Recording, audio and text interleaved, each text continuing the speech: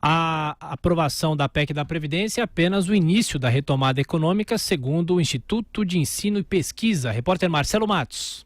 Olá. O presidente do INSPER, Marcos Lisboa, ressalta que as disputas corporativas em torno da reforma da Previdência vão se manter nos estados e a aprovação no Congresso é apenas o início de uma agenda para a retomada econômica do país.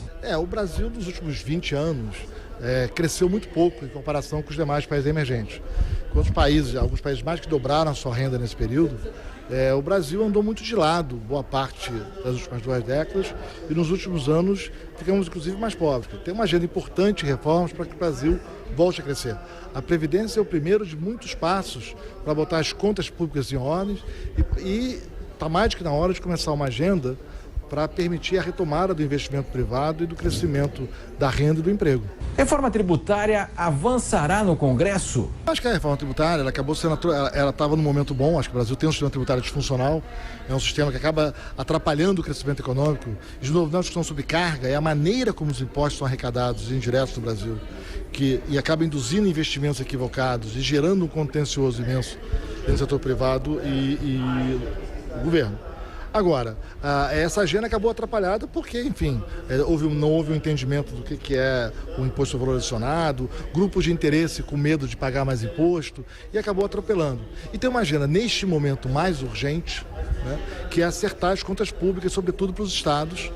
Então, está na pauta do dia uma reforma administrativa que é urgente, e como é que vamos evitar continuar o crescimento acelerado dos gastos públicos, em particular, não só na União, mas em particular nos estados e municípios, e em vários estão em situação falimentar, incapazes de cumprir suas obrigações básicas de saúde, educação e segurança. Marcos Lisboa considera que as decisões deveriam ser, mas não são encaradas como urgentes. A crise está forçando a acontecer. O Brasil é um país que, tem uma boa e uma má notícia. O Brasil reage. Ele faz as reformas, mas parece que é preciso chegar quase no fundo do poço para o país fazer reforma. O fim da hiperinflação foi assim. Foi preciso chegar a uma inflação de 80% ao ano para o Brasil acertar contas públicas e estabilizar a economia. Para começar a acertar o fiscal nos anos 90, foi preciso daquela grave crise dos estados e do próprio governo federal.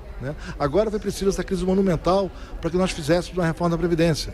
Então, o Brasil avança com as agendas de reformas, mas parece que a gente gosta sempre de esperar o último minuto. Isso tem um custo imenso para o país em termos de crescimento da renda e do emprego. O presidente do INSPER, Marcos Lisboa, lembra que a renda no país não cresce nas últimas décadas, caiu significativamente na comparação com emergentes e Ásia, sem contar Europa e Estados Unidos.